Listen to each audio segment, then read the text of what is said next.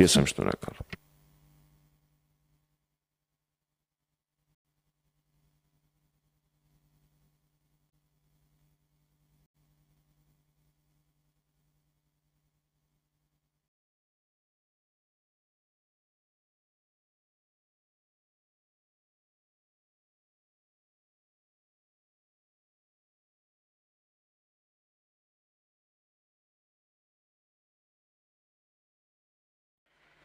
Բարև ձեզ հարգելի գործընկերներ, ես միայն 2 րոպե կարճ նախաբանի տեսքով, այսօր ապրիլի 23-ն է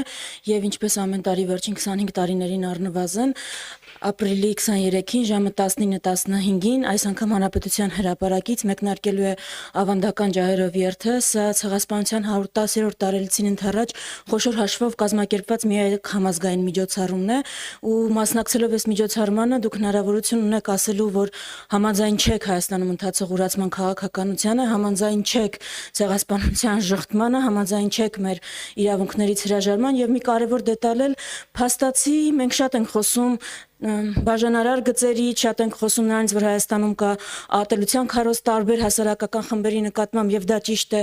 բայց փաստացի այս միջոցառումը եզակի միջոցառումներից է, որ միավորում է ամենատարբեր հայացքներ ունեցող մարդկանց, միավորում է ամենատարբեր անգամ քաղաքական հայացքներ ունեցող մարդկանց եւ բոլորը հազարավոր հայեր հավաքվում են Հանրապետության հրապարակում, քայլում են դեպի Ծիծեռնակաբերդ, ունենալով մի առանցք, որ մենք ցեղասպանված ժողովրդի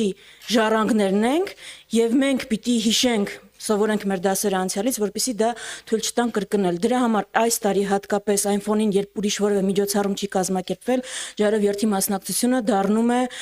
ավելի կարևոր, քան երբևէ եղել է, որովհետեւ փաստացի դա է միակ տեղը, որտեղից մենք կարող ենք ուղերձ հղել Թուրքիային, Ադրբեջանին, որ ի պատասխան ձեր վարվող քաղաքականության, ինչքան էլ դուք պայմանավորվեք մեր իշխանությունների հետ, Հայաստանի հասարակությունը այդ պայմանավորվածությունների հետ հաշտ չի։ Այս ուղերձ հղելու տեղը այսօր Հանրապետության հրապարակն է 19:15-ին։ Շնորհակալություն, հիմա եթե հարցեր կան, որևէ թեմայով սիրով պատասխանեմ։ Շատ լավ։ Հարգելի լրագրողներ, սկզբում խնդրում եմ մեկական հարց կտակ։ Խնդրեմ 24 News։ Տիկին Վարդանյան, ջահերով երթի հետ կապված քննադատություններ են արդեն իսկ հնչում եւ այսպիսի ձևակերպումներ կան, որ ջահերով երթի անվան տակ հավաքված զանգվածին, այդպես է նշում, ցանկանում են օգտագործել անկարգությունների համար։ Երեկվանից այս արշավը ինչով եք բացատրում եւ մեկ հարց էլ տամ, որովհետեւ ես նախորդ պատգամավորին չկարողացա հարցով դիմել, նաև իմպիչմենտի գործընթացի մասին է հիմա խոսվում եւ այս առումով պատիվ ունեմ խմբակցությունը կոնկրետ առաջարկով է հանդես գալի, արդյոք այս հարցը քննարկել եք խմբակցությունում թե ոչ եւ ինչ խնդիր կա, որ համաձայնության չեք գալիս այս հարցի վերաբերյալ։ Շնորհակալություն։ Նախ առաջին հարցի վերաբերյալ ձեր հղումը կատարած կարծեմ իշխանական մամուլի կամ իշխանական համարում ունեցող մամուլից էր տարածումը ու հարց կա ինչ տեղեկությունների են տիրապետում, թող այդ տեղեկություններով գնան դատախազություն։ Մենք այսօր կազմակերպելու ենք ջահերով երթ։ Քայլելու ենք դեպի Ծիծեռնակաբերդ ուղերձ հղելու Թուրքիային, Ադրբեջանին ու իրենց հետ պայմանավորվածության եկած Հայաստանի իշխանություններին։ Ես հարց ունեմ։ Ջահերով երթը ինչու է այսպես թիրախավորվում։ Դա մաքուր հիշատակի պահանջատիրության միջոցառում է։ Ո՞րն է իմաստը ջահերով երթի թիրախավորելու ու դրա նկատմամբ հակակարողություն անելու։ Կարող են պայմանավորվածությունները, որ ձեռք են բերվել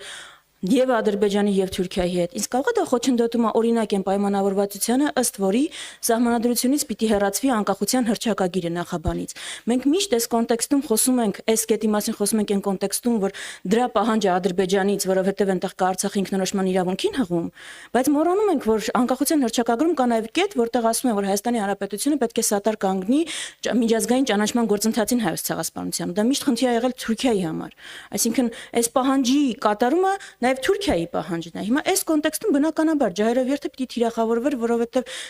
հակառակ ուղերձ հղող միջոցառում է։ Ես այս կոնտեքստում եմ տեսնում այդ մեղադրանքները։ Այդ մեղադրանքները եղել են բոլոր ցույցերի ընթացքում, ամեն անգամ այդ մեղադրանքները հասարակությանը վախեցնելու համար